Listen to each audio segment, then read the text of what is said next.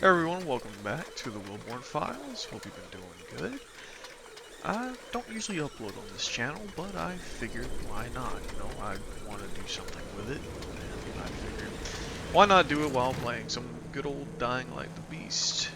Pretty game, good scenery, you know, it's a good time to talk about what today's subject is about. And the question is, how to deal with heartbreak, which many of us go through. Many of us have experienced it once, and you haven't experienced it before, then good job, but your luck will end soon, because it'll come one way or another. So even though while you're hiding under your covers, with one eye out, just looking around for the bed bugs to come out, they're gonna find a way, and they're gonna bite. But enough of the threats. Welcome to the video. Or you'll just end up like this guy. For me, my outlet when it came to my heartbreak, what I did in order to keep myself occupied during this phase was people around me that I could talk to. Some friends, some family, hell, sometimes even strangers can take you a long way. Because even if the person isn't talking back, just having someone listening can be more than enough. And having someone who's not listening can be a little bit upsetting. But most importantly, what you should not do is give up, nor give in to the thoughts, which is easier said than done. Trust me, I would know. But sometimes you need to have a goal, and you may still have that same goal that you had before the breakup. You come together and think to yourself, like, what can I do in order to make this better? You're probably thinking to yourself, well, I've done my goals. I've done my usual hobbies. I even explored new hobbies, and I still feel bad. And, well, when it gets to that point, try to seek professional help. Whether it's a therapist, or family member, or hell, even a friend, like I said before. Having someone to steer you back on the right path, whatever that path may be, is worth more than anything. Because the reality about love is that love will always come and go. And you'll love that person. You'll want to marry that person or be with them for the rest of your life. You'll see a future with that person, and you'll think to yourself that I could do everything I can. But at the end of the day, you can't force them to love you back. Whether it was an argument, or whether that it was a moment of misunderstanding. Sometimes you just need to let it go. But if it is something that can be redeemed, it doesn't mean that it's not impossible. Now, don't get the wrong message. This doesn't mean you need to go and start pushing more and more. Something I have learned is give them space, give them time, because when you do, it'll reward you in the end. Whether if it's with a friendship, or whether with closure. Sorry there, my voice decided to say no more. Or whether it's with closure. And you probably think to yourself that you'll never get closure. That the happy you that was there is gone with that person. And a part of that is true. A part of you that was there is gone. It was a moment in time that now is with time. Like everything, it comes to an end, but that doesn't mean those happy moments won't come back. Either if it's a new partner, new job, new friend, you'll find your avenue. You'll find a way. Because, in my philosophy at least, what I think you can do, I think the best thing you can do, is to forgive them. But you can't forget. Don't forget what happened. Don't forget the pain. Don't forget what you have experienced, because if you just forgive them blindly, then the lessons you learned and the lessons they've learned don't mean anything. But if you forgive them with purpose, and you're willing to move forward or move on or move together, then that is what, oh shit, and that is what will matter. That's what's going to carry you. And what's even better is that those things that caused problems before, it's no longer going to be an issue, because you've already learned that, unless you continue to repeat the same mistakes. Because the thing is about people having problems, especially dealing with heartbreak, love like this to this degree, it's always usually due to a miscommunication. You see, a lot of people don't realize that arguments are healthy.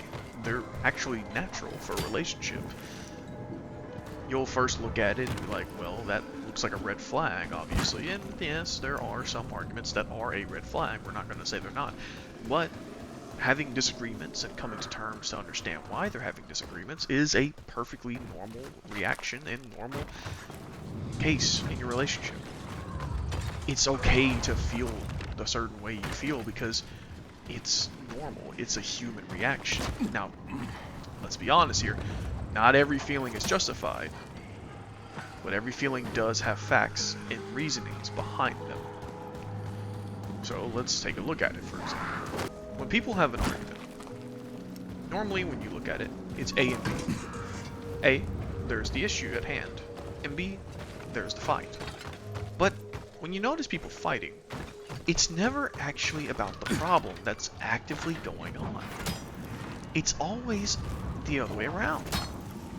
They'll fight like, oh, well, you get your clothes on too slow, or always late, or oh, you don't put out the trash.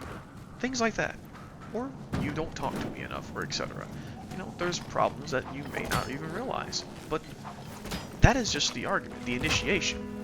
That's point A. And then it gets to point B, where normally you got either the screaming match, or you got just overall disagreements, and everybody's all hissy-fissy. But then there's point C, where later you come together and you're like, what are we really upset about? Why did we suddenly burst out in emotions? And that's when the real closure and the real conversation begins. Most people don't realize that C is the objective, B is not the end. It's just the midway point. And in my own relationship, from my own experience, I've managed to survive for so long because normally my partner, after we have our moments, we come back together, we talk, and we're like, huh, not only do we see eye to eye and we agree on a lot of things, this was a situation that didn't really need to be fighting about, and on top of that, we most likely agreed on the same subject, just looking at it from different perspectives. Is that a child? And when you realize that, you'll laugh, and it'll be pretty funny. And that's how you find closure in that. But as for heartbreaks, it's complicated because no one can give you the answer to that, really. It's more so something you have to find yourself. Just like with love, it's something that naturally comes and goes. It hurts. Feels like your heart's been ripped out of your chest and you can't stop crying or you can't stop thinking. You're at work and the emotions are overflowing, or you're trying to listen to music and every song, every detail, every ounce of anything, it reminds you of him or her. Or them. You know, it's 2026. You can take that pain, you can harness it and let it serve you. And you can do this in many ways. You can do it with going on walks, maybe working out at the gym, maybe practicing a new skill. It's easier said than done, but it is very useful and very rewarding at the end of the day, because you will gain something out of it. And it's better, way better, than just sitting in your room being all mad, wondering 1,000 different thoughts that aren't doing anything but giving you headaches. I'm sure we all can agree on that. There's many different ways you can go about it, and I'm no professional. I'm only just speaking off the top of my head without no script. But there is hope. There will always be hope, whether it's with a new person, whether it's with that same person, or whether it's with just you in general healing, because life, it may at the moment have been all centered around you and that other individual, but that's not just life. We live in a large, vast world with a lot of beautiful things in it, and that person may have been the most beautiful thing you saw, but they're not the only beautiful thing in this world. There's other places, other things to find meaning in. And I know no, it doesn't mean you don't want to share that world with them, because you do. And depending on how it goes, you might be able to, and if not, then you might be able to share it with anyone, or experience it on your own. Just be thankful that the memories happened. Learn from them, and grow. But it's a very touchy subject because there is no clear, cutthroat answer. It's more so just you. You are the only thing in your way. You're the only thing stopping you. And all you can do now is be the best version of yourself you can be. And no one's going to come fix the problems. That's something we need to all realize, is that as much as we want, as much as we beg, no one's going to come around and save the day. There are rare circumstances, sure, but normally it all relies on you. But hey, did I miss anything? Let me know your thoughts on this video if you came across it. And yeah, welcome to the Wolfborn Files. Alright, bye-bye.